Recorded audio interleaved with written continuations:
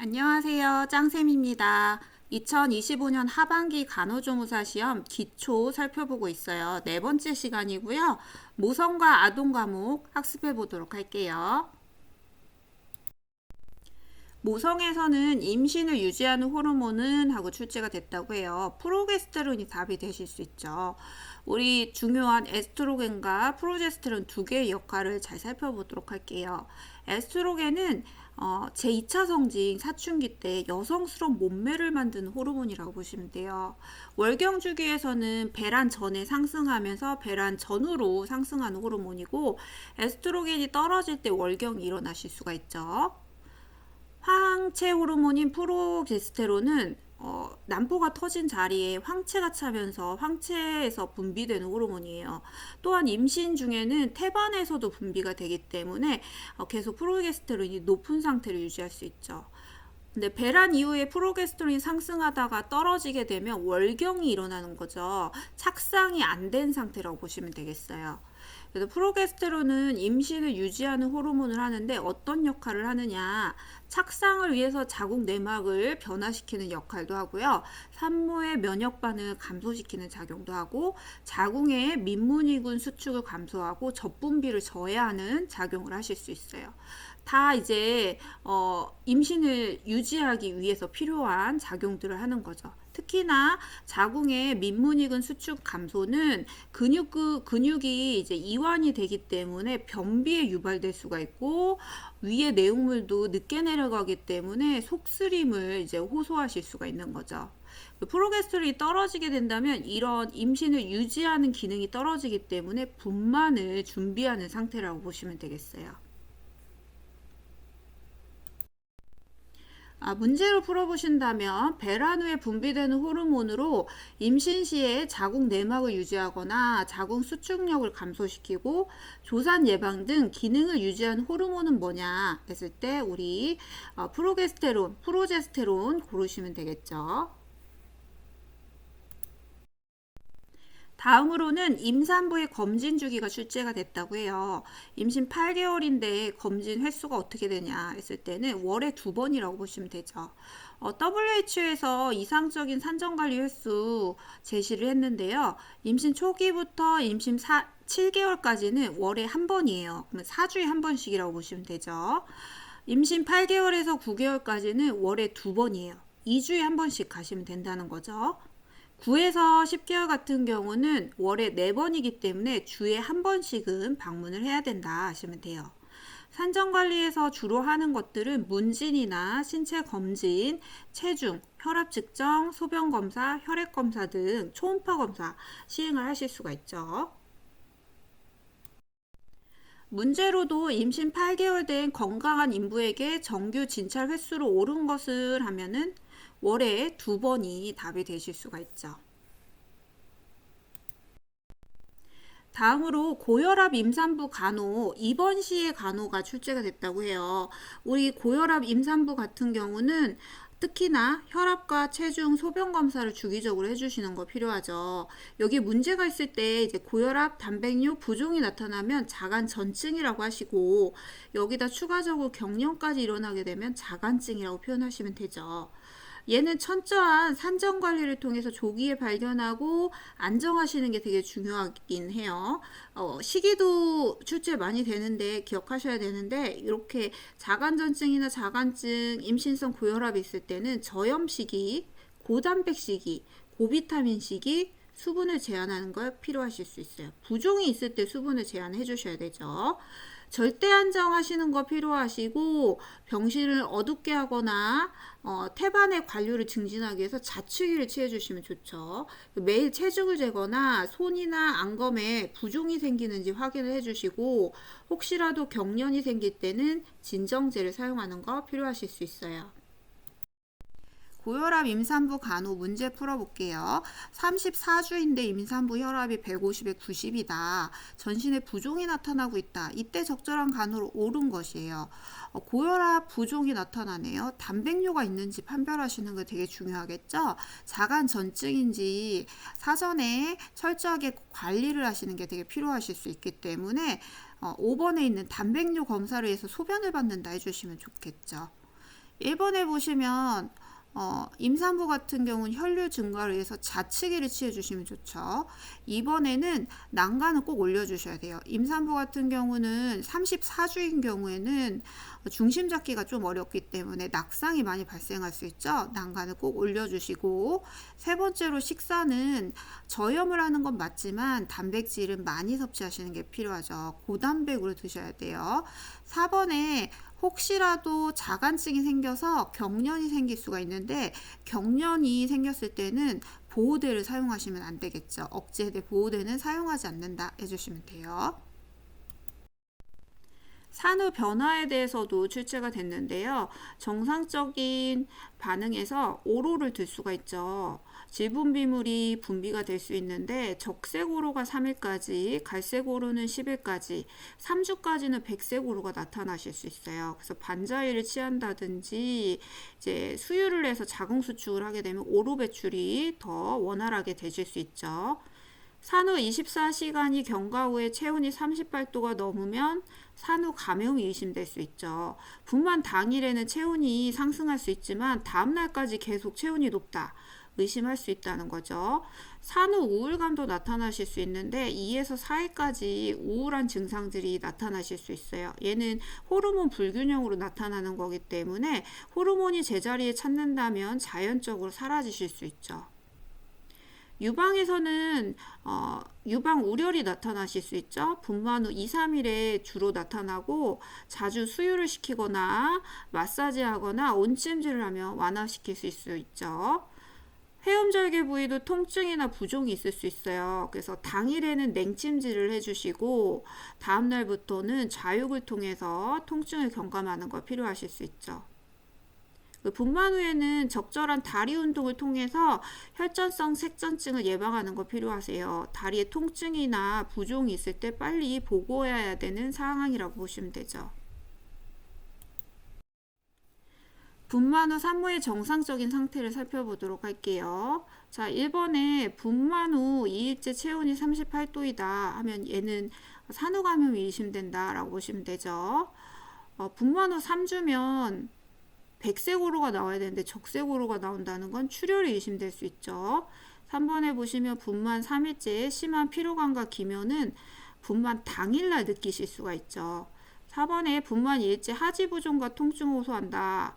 하지의 부종과 통증은 혈전성 색전증이 의심될 수가 있어요. 빨리 보고해야 될 상황이라고 보시면 되죠.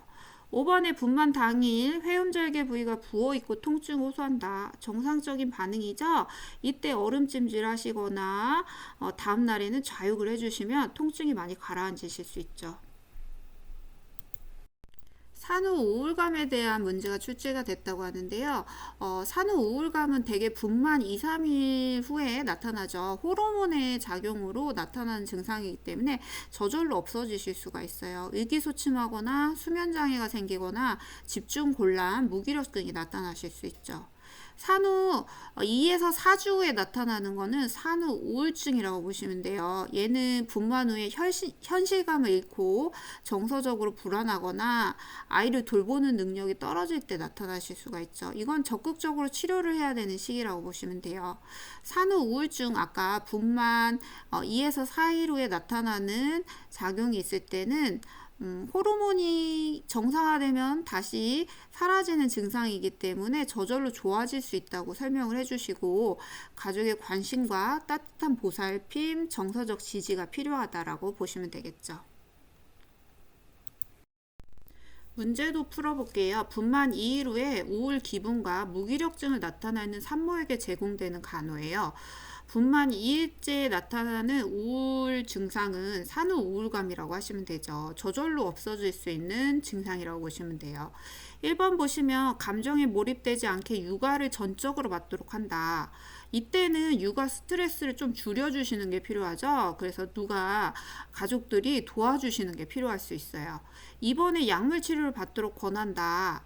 우울증일 때 약물 치료나 적극적인 치료를 하시는 게 필요하실 수 있죠.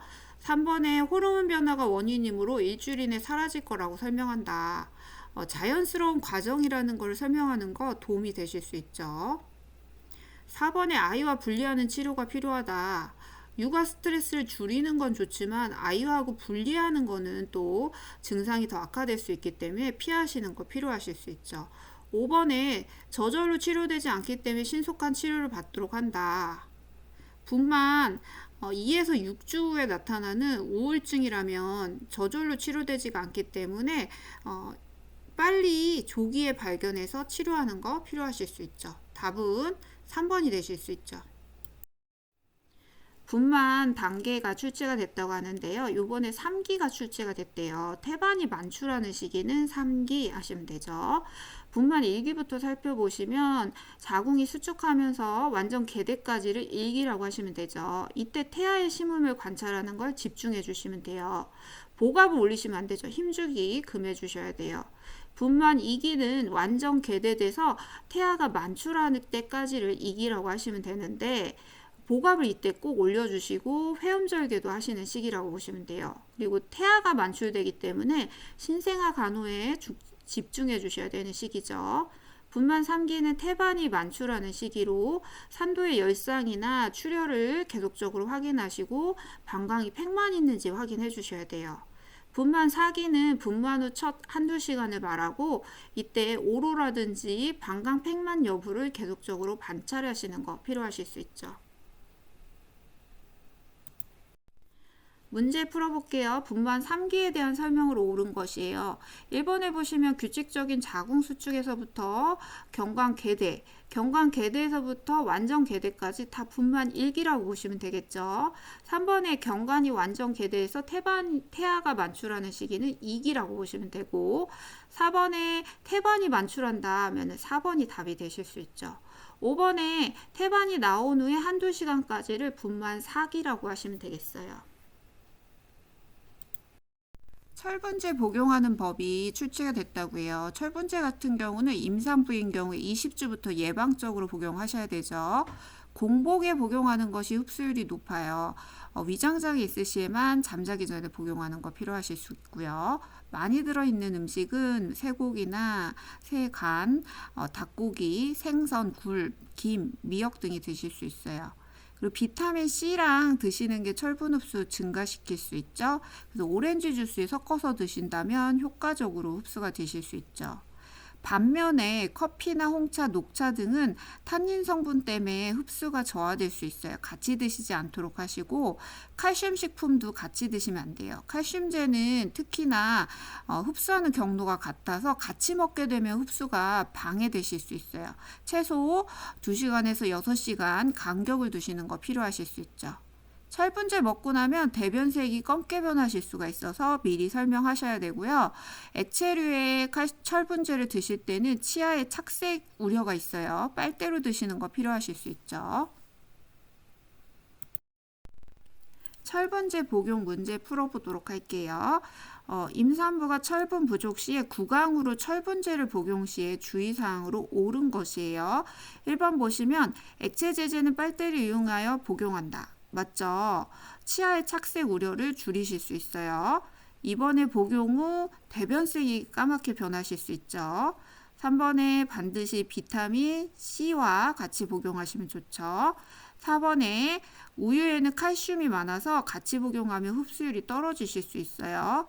5번에 녹차는 탄닌 성분 때문에 같이 드시면 흡수율이 떨어지실 수가 있죠. 답은 1번이네요. 아동 탈수 시 나타나는 증상도 출제가 됐다고 하는데요. 탈수 시에는 건조한 입과 혀, 빠르고 약한 호흡, 맥박, 체온이 상승할 수 있죠. 그리고 아이가 울을 시에 눈물이 잘 안 나온다든지 3시간 이상 기저귀가 젖지 않는 거, 소변이 감소되고 비중은 증가되실 수 있죠. 움푹 눈이 들어갔다든지 두개골 천문, 특히 대천문이 움푹 들어간 게 관찰되실 수 있죠. 자꾸 자려하거나 노곤해하는 모습이 보이거나 예민한 상태가 되실 수도 있어요. 이때는 섭취량과 배설량을 측정을 하시고 처방된 수액을 주입하고 설사를 해서 탈수가 온 경우에는 특히나 피부 청결, 규칙적인 체위 변경이 꼭 필요하시겠어요. 아동 탈수 관련 문제 풀어볼게요. 영아에게 설사와 구토로 인해 탈수 상태 시 나타날 수 있는 증상을 고르는 문제예요. 1번 보시면 빠르고 약한 맥박, 맞죠? 1번이 답이 될 수 있죠. 체온은 약간 상승할 수 있어요. 2번의 소변량은 감소되죠. 3번의 대천문은 함몰이 생길 수 있고요. 4번의 체온은 상승하고 5번의 황달은 탈수와는 관련이 없죠. 신생아 반사 출제됐다고 해요. 바빈스키 반사가 출제가 됐다고 하는데 바빈스키 반사가 신생아 반사 중에서 가장 늦게 소실이 되는 반사죠. 6에서 12개월에 소실이 돼요. 발바닥 외면에 발꿈치에서 발가락으로 간지르면 발가락이 폈다가 오므려지는 반사라고 보시면 되죠. 빨기 반사도 있는데 입술 근처에 뭔가를 대면 빠는 동작을 하는 거죠. 6개월부터 감소되고요. 파악 반사는 손 안에 뭐를 꽉 쥐었다가 놓는 반사로 2에서 3개월 때 가장 강하고 5개월 이후부터는 사라지실 수 있죠. 모로 반사는 자극할 때 발바닥 안쪽으로 손은 활짝 펴서 포옹 자세를 만드는 거예요. 얘는 3에서 4개월에 소실이 되죠. 긴장성 반사도 머리를 한쪽으로 돌리면 돌리려는 쪽 팔과 다리는 펴고 반대쪽 팔과 다리는 구부리는 자세를 취하는 거죠. 4에서 5개월에 사라질 수가 있어요. 신생아 반사에서는 제일 먼저 사라지는 반사 모로 반사를 기억하시고 가장 늦게 사라지는 반사 바빈스키 반사 기억해 주셔야 돼요. 그리고 머리에 손상이 있는지를 평가하는 반사가 있는데요. 파악 반사가 5개월 이후에 사라져야 되는데 계속된다면 머리에 이상이 있는 거고요. 긴장성 반사도 5개월에 사라져야 되는데 계속 나타난다면 머리에 손상이 의심될 수 있는 거죠. 반대로 태어나자마자 모로 반사가 없는 경우에는 뇌 손상이 의심되는 상황이라고 보시면 되겠어요. 문제로 풀어본다면 신생아 발바닥에서 볼 수 있고 반사 중에 가장 늦게 소실되는 신경 반사는 뭐냐 했을 때 1번의 바빈스키 반사가 되시겠죠.